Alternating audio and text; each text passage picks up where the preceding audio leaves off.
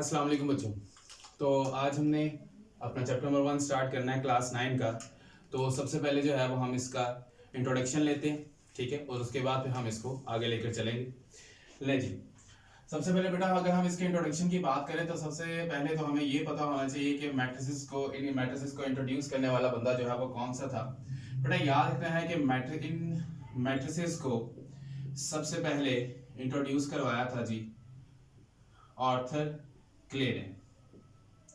ये एक British mathematician था, ठीक है, ब्रिटिश मैथमेटिशियन था ये। ओके, अब ब्रिटिश मैथमेटिशियन ने क्या किया था कि इस थ्योरी ऑफ मैट्रिसेस को उसने इंट्रोड्यूस करवाया था 1858 के अंदर, ठीक है जी, 1858 के अंदर। तो उसने सबसे पहले हमें मैट्रिसेस की जो डेफिनेशन दी, ये इसका एक छोटा सा इंट्रोडक्शन है। ये आपको ऑप्शंस में एमसीक्यू तो पूछा जा सकता है जी, who was the inventor of matrices या who introduced the theory of matrices, in which year Arthur Cayley introduced the theory of matrices. तो ये जो बातें हैं सारी, ये वाली जितनी भी बातें हैं, ये आपको एमसीक्यूज में पूछी जा सकती हैं, ठीक है। तो सबसे पहले ये तो एक छोटा सा इसका इंट्रोडक्शन था। अब हम अपनी मेन डेफिनेशन पे आते हैं और वो है मैट्रिसेस, ठीक है। तो मैट्रिसेस की डेफिनेशन में अगर आप अपनी बुक पे देखें तो वहां पे सबसे पहले लिखा गया है अ रेक्टेंगुलर अरेंजमेंट, रेक्टेंगुलर अरे। अरे का मतलब यही होता है बेटा अरेंजमेंट, ठीक है। तो उसको किस तरतीब से लिखा गया है। तो सबसे पहली बात यहां पर ये आ जाती है कि उसने इस डेफिनेशन के अंदर ये रेक्टेंगुलर ही क्यों लिखा है। ओके, तो बेटा इसको अभी हम डिस्कस नहीं करेंगे कि इसके अंदर रेक्टेंगुलर क्यों लिखा गया है। जैसे जैसे आपका चैप्टर आगे चलता जाएगा तो उसके बाद जहां मुझे मुनासिब लगेगा कि इस रेक्टेंगुलर अरेंजमेंट के बारे में बताना है तो मैं इंशाल्लाह आपको बता दूंगा। लेकिन सबसे पहली बात इसमें याद रखना है कि मैट्रिसेस को लिखने के लिए हमेशा जो है वो स्क्वायर ब्रैकेट का यूज किया जाता है। स्क्वायर ब्रैकेट को हम यूज करेंगे, ठीक है। और उसके बाद इन स्क्वायर ब्रैकेट्स के अंदर हमेशा रियल नंबर्स को लिखा जाता है। बेटा एक बात आपने हमेशा याद रखनी है कि दुनिया का हर नंबर, आपका दुनिया का हर नंबर जो है वो एक रियल नंबर है, ठीक है। जैसे आप अगर रियल नंबर्स की बात करें 1 2 3 4 5 6 और अप टू सो ऑन, ये चलते जाएंगे आगे। अब सिर्फ 1 2 3 थोड़ी है, अब दुनिया के अंदर ये नंबर भी है 0.5 0.25 -0.76 -0.359, ये भी क्या है आपके, ये रियल नंबर्स हैं। तो इसका कहने का मतलब ये है कि आपकी स्क्वायर ब्रैकेट के अंदर दुनिया के तमाम रियल नंबर्स में से कोई भी रियल नंबर्स इसके अंदर आ सकते हैं। वो हमारे क्वेश्चन पे डिपेंड करता है कि हमारे क्वेश्चन के अकॉर्डिंग इन स्क्वायर ब्रैकेट्स के अंदर कौन से नंबर है। वैसे तो हमारे पास ये कर्ली ब्रैकेट भी होती है, उसके साथ हमारे पास ये आर्क ब्रैकेट भी होती है, लेकिन इनको हमने यूज नहीं करना। आपने जब भी मैट्रिसेस का काम करना है तो उसको हमेशा आपने स्क्वायर ब्रैकेट के अंदर ही लिखना है और इसके अंदर आपने हमेशा रियल नंबर्स लिखने हैं। उसके बाद बेटा इसमें एक चीज आ जाती है, इन मैट्रिसेस के अंदर एक चीज आती है जिसको हम कहते हैं रोज एंड कॉलम्स, ठीक है। इनके अंदर रोज एंड कॉलम्स आते हैं, ओके, रोज एंड कॉलम्स इसके अंदर आते हैं। तो बेटा पहली बात आपने इसमें क्या करना है, इसमें आपने करना ये है कि अगर मैं इसको यहाँ पे कुछ रियल नंबर्स को शो करूं तो हम लिख सकते हैं 1 2 3 4 5 6।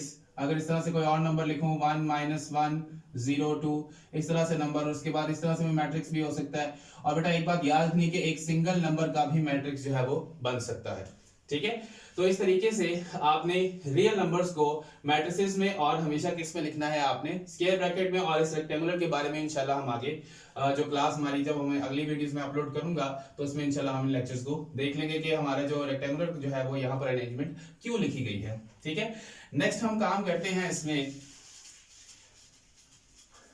नेक्स्ट काम बेटा आपका यहाँ पर आ जाएगा रोज एंड कॉलम्स। हमने यहाँ पे बात की है तो सबसे पहले हम बात कर लेते हैं कि हमारी रोज क्या होती हैं मैट्रिक्स के अंदर और हमारे कॉलम्स जो हैं वो क्या होते हैं।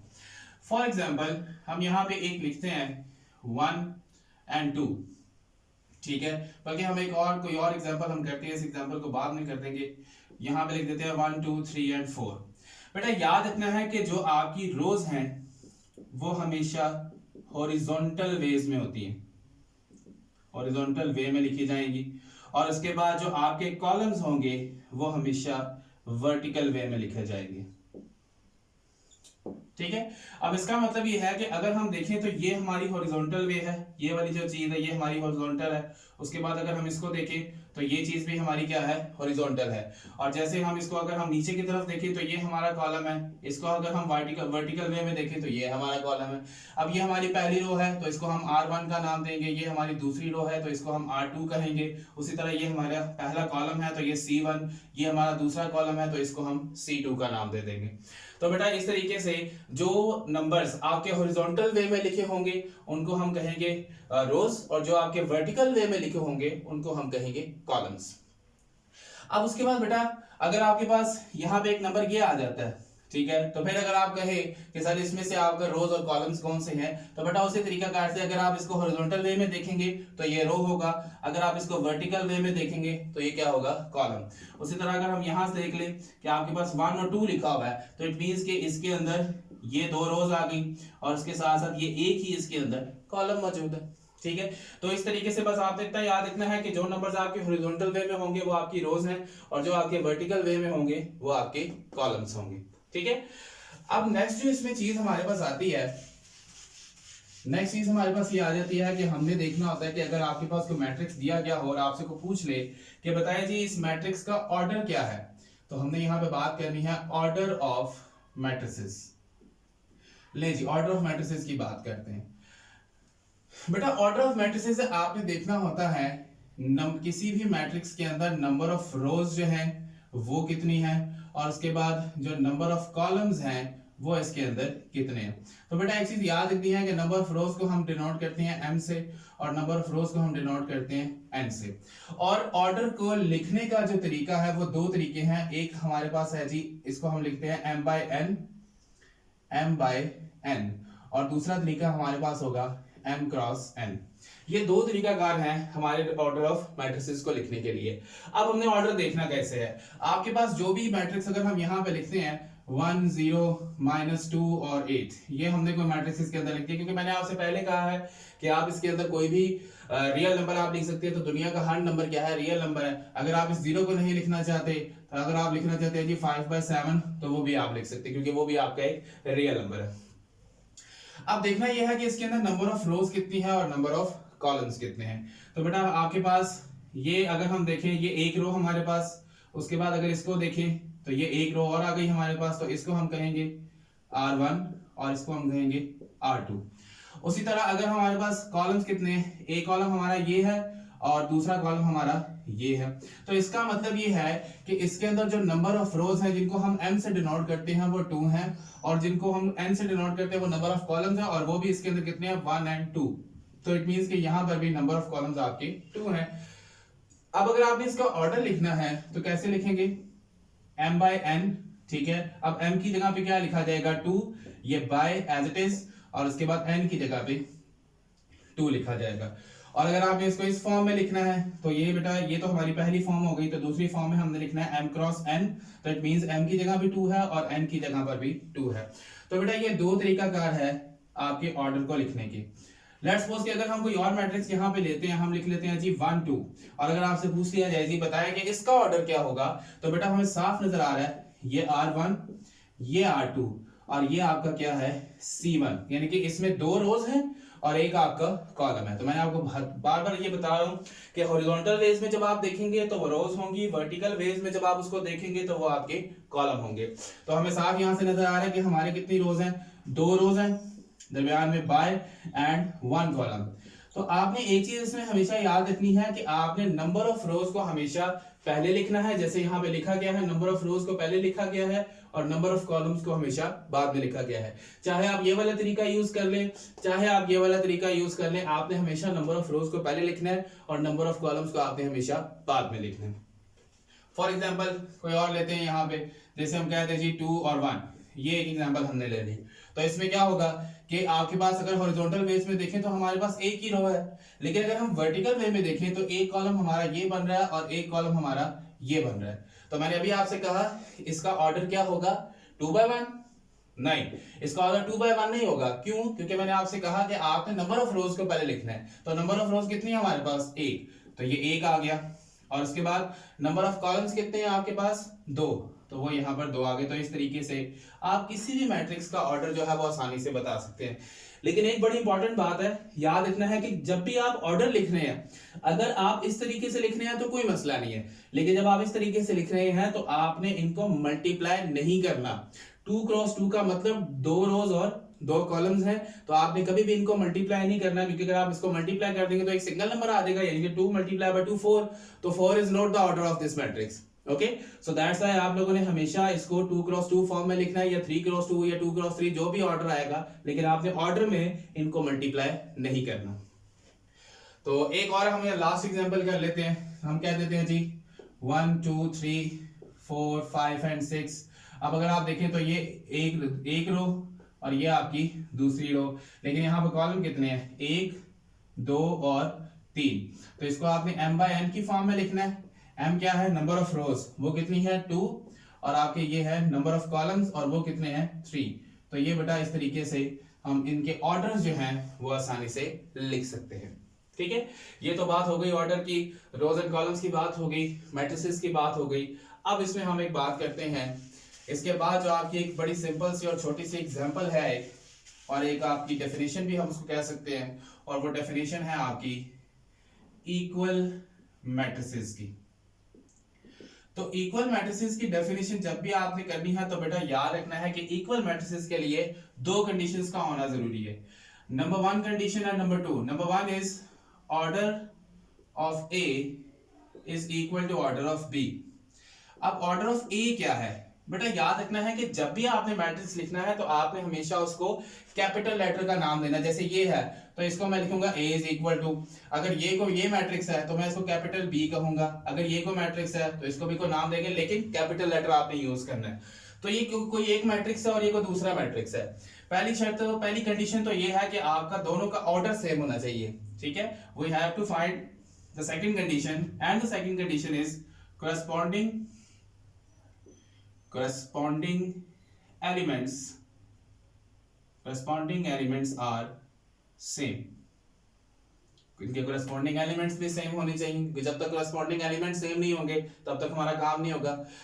याद रखना है कि इन दोनों में से अगर एक कंडीशन भी सही नहीं हो रही, यानी कि अगर आपकी पहली कंडीशन जो है वो फुलफिल हो जाती है लेकिन दूसरी कंडीशन आपकी फुलफिल नहीं होती, तो इसका मतलब ये मैट्रिसेस इक्वल नहीं होंगे।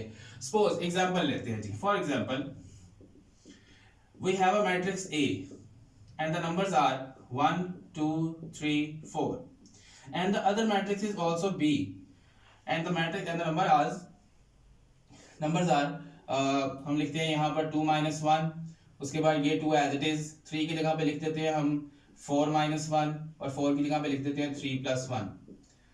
अब अगर आप गौर करें यहां से, तो अगर हम इसका ऑर्डर देखें 2 रोज 2 कॉलम्स, ऑर्डर इसका क्या है जी 2/2। अगर हम इसका ऑर्डर देखें तो इसका ऑर्डर भी हमें क्या नजर आ रहा है 2/2, क्योंकि ये 2 रोज हैं और ये आपके 2 कॉलम्स हैं। लेकिन अगर हम यहाँ पर बात करें कि इनके कोरस्पॉन्डिंग एलिमेंट्स, कोरस्पॉन्डिंग का मतलब होता है कि अगर यहाँ से पहला एलिमेंट है तो वहां से भी इसकी जगह पहली होनी चाहिए, अगर ये यहाँ पर दूसरा एलिमेंट है तो यहाँ पर भी इसकी जगह दूसरी ही होनी चाहिए, यहाँ अगर ये तीसरा एलिमेंट है तो यहाँ भी इसकी जगह तीसरी हो, और अगर ये चौथा एलिमेंट है तो यहाँ पर भी इसकी जगह चौथी ही होनी चाहिए। लेकिन बज़ाहिर देखने में हमें ये एलिमेंट सेम नजर नहीं आ रहे, लेकिन फिर भी मैं कहूंगा ये इक्वल मैट्रिक्स है। क्यों? क्योंकि बेटा यहाँ 1 है, आप इस 2 में से 1 माइनस करें, आपके पास क्या बच जाएगा यहाँ पे 1, ये 2 आपका एज इट इज आ जाएगा, यहाँ 3 है, इधर 4 - 1 है, तो 4 - 1 भी क्या होता है 3, उसके बाद यहाँ 4 है, इधर 3 + 1 है, तो 3 + 1 क्या होता है जी 4 ही होता है। तो अगर आप यहाँ से देखें तो ऑर्डर तो दोनों के सेम थे, लेकिन पहली कंडीशन फुलफिल हो गई, ये पहली कंडीशन फुलफिल, लेकिन कोरस्पॉन्डिंग एलिमेंट्स भी सेम। इट मींस हम लिखेंगे यहाँ 1, इधर भी 1, 2 2 3 3 और 4 4। ठीक है, तो इट मींस कि ये दोनों कंडीशंस जो है वो यहाँ पर सेटिस्फाई हो रही हैं। So we can say that matrix A is equal to matrix B, कि मैट्रिक्स जो है ये दोनों एक दूसरे के इक्वल हैं। अगर हम कोई और एग्जांपल यहां से करें, हम एक और एग्जांपल देखते हैं। देखिए एक और एग्जांपल हम यहाँ पे देखेंगे कि क्या वो मैट्रिसेस जो है वो एक दूसरे के इक्वल है या नहीं है। ठीक है, देखते हैं जी हम एक और। सपोज एक मैट्रिक्स है C और वो है जी 1 2, ठीक है, और एक मैट्रिक्स है आपके पास D और वो है जी 1 और 2। So how can we say that these two matrices are not equal to each other? Because अगर हम इनके ऑर्डर की तरफ गौर करें तो इसमें 2 रोज हैं, ठीक है जी, और बेटा इसमें कॉलम कितना है? एक ही है। तो इट मींस कि अगर हम इनका ऑर्डर लिखने लगे तो रोज पहले आएंगी और कॉलम्स आपके बाद में आएंगे। और दूसरी बात, अगर हम यहां से देखें तो बेटा इसके अंदर एक रो है और कॉलम्स कितने हैं? यहाँ पर 2 कॉलम्स है। मैंने आपसे पहले बताया हुआ है हॉरिजॉन्टल वेज में आप देखेंगे तो वो रोज होंगी, वर्टिकल वेज में आप देखेंगे तो ये कॉलम्स होंगे। तो बेटा यहाँ पे आ जाएगा एक रो है और इसके साथ इसमें कितने कॉलम्स है? 2 कॉलम्स हैं। तो इसको दूसरा लिखने का तरीका क्या है? और इसको इस तरह से लिख सकते हैं 2 क्रॉस 1, और इसको हम कैसे लिख सकते हैं? 1 क्रॉस 2। अब बेटा अगर आप गौर करें यहाँ पर तो इसका ऑर्डर 2 क्रॉस 1 है, इसका ऑर्डर 1 क्रॉस 2 है। ये तो दोनों ऑर्डर ही सेम नहीं आने, बजाहिर देखने में हमें एलिमेंट सेम नजर आते हैं, ठीक है, लेकिन यहाँ पर हमारे ऑर्डर्स जो है वो सेम नहीं है। ओके, और उसके बाद एलिमेंट्स भी सेम नहीं है। क्यों? क्योंकि इसकी पोजीशन डिफरेंट है, इस 2 की पोजीशन डिफरेंट है। क्योंकि 1 और 1 तो सिंपल है अपनी ही जगह पे, इधर पहला तो इधर भी पहला है, लेकिन यहाँ पर 2 की पोजीशंस भी डिफरेंट है। इट मींस कि हमने पहले तो देख लेना है ऑर्डर। अगर आपकी पहली कंडीशन ही सेटिस्फाई नहीं हो रही तो इसका मतलब यह है कि आपको दूसरी कंडीशन में जाने की जरूरत ही नहीं। पहली कंडीशन क्या देखनी होती है? दोनों का ऑर्डर। अब दोनों का ऑर्डर सेम ही नहीं है, तो जब दोनों का ऑर्डर नहीं सेम तो इट मींस कि हमें दूसरी कंडीशन में जाने की जरूरत नहीं है। सो दैट्स व्हाई हम यहां पे कह सकते हैं the matrix C is not equal to matrix D। तो ये दोनों मैट्रिसेस जो है वो एक दूसरे के इक्वल नहीं होंगे। सो आज हमने क्या पढ़ा? एक हमने पढ़ लिया इंट्रोडक्शन, ठीक है जी। उसके बाद हमने पढ़ा मैट्रिसेस क्या है, उसमें एक रेक्टेंगुलर का मसला है, वो इंशाल्लाह मैं अगली वीडियोस में क्लियर कर दूंगा। और उसके बाद हमने पढ़ लिया रोज एंड कॉलम्स क्या होते हैं। वर्टिकल वेज में आप देखेंगे तो वो कॉलम्स होंगे, अगर आप उनको हॉरिजॉन्टल वेज में देखेंगे तो वो आपकी रोज होंगी। उसके बाद हमने पढ़ा कि मैट्रिक्स का ऑर्डर कैसे देखा जाता है। ऑर्डर कैसे देखा जाता है? आप देख लेना number of rose and columns कितने हैं उसके अंदर, और इस फॉर्म में या इस फॉर्म में हम उसको लिख सकते हैं। और लास्ट बात आज हमने क्या पढ़ी कि 2 मैट्रिसेस जो हैं वो आपके इक्वल कब होंगे। ओके, तो ये हमारा आज का छोटा सा एक इंट्रोडक्शन था, ठीक है। इंशाल्लाह अगली वीडियोस में हम इनकी एक्सरसाइज पे चलेंगे और फिर हम जो उसके नेक्स्ट वीडियो आएगी उसमें हम टाइप्स ऑफ मैट्रिसेस को डिस्कस करेंगे।